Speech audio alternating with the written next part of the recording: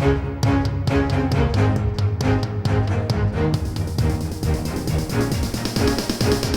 is the Washington Times front page for Thursday, September 8th, 2022.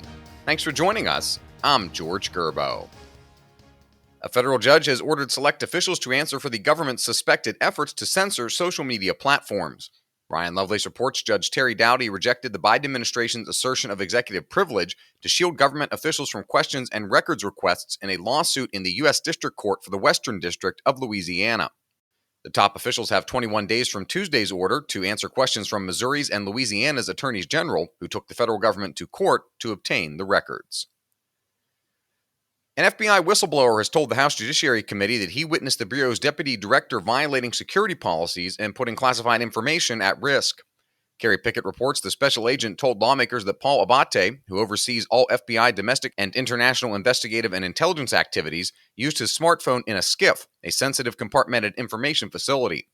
The whistleblower's attorney, Kurt Suzdak, who is also a former FBI agent, said he sent the disclosures to the Bureau's Office of General Counsel, but was rebuffed. The FBI denied the claims, saying in a statement, "This reporting is categorically false." The Department of Homeland Security's Inspector General says in an audit that the department failed to fully vet some of the Afghan evacuees it brought into the United States during last year's airlift.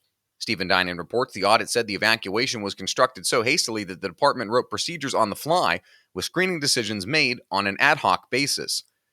DHS vehemently disagreed with the findings. It said the report ignored the department's reliance on other agencies to help with the vetting. You can read all of these stories at WashingtonTimes.com/front page. You can also find our entire lineup of news, commentary, and sports podcasts at WashingtonTimes.com/podcasts. President Biden has embarked on a risky strategy by vilifying extreme MAGA Republicans ahead of the midterm elections. Joseph Clark reports some political strategists say the escalation in rhetoric may invigorate the Democratic base, but is a turnoff for the average voter. The president insisted he wasn't painting Republicans with a broad brush, but rather targeting Trump followers who dominated and intimidated mainstream Republicans. The number of applications at America's military academies were down sharply this year as they struggle with the same recruiting crisis plaguing the rest of the military. Mike Glenn reports the Air Force Academy said it received 8,393 applications for the class of 2026, this year's freshmen, down from 11,599 for the class of 2025. Officials blame decisions made during the COVID-19 pandemic as the main culprit for the 28% drop.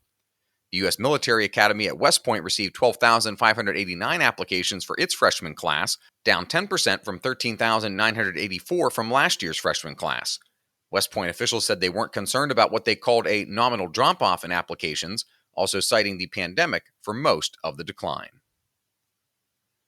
And finally, a national survey of four-year college students puts the University of Chicago at the top and Columbia University at the bottom of a free speech ranking of 203 schools.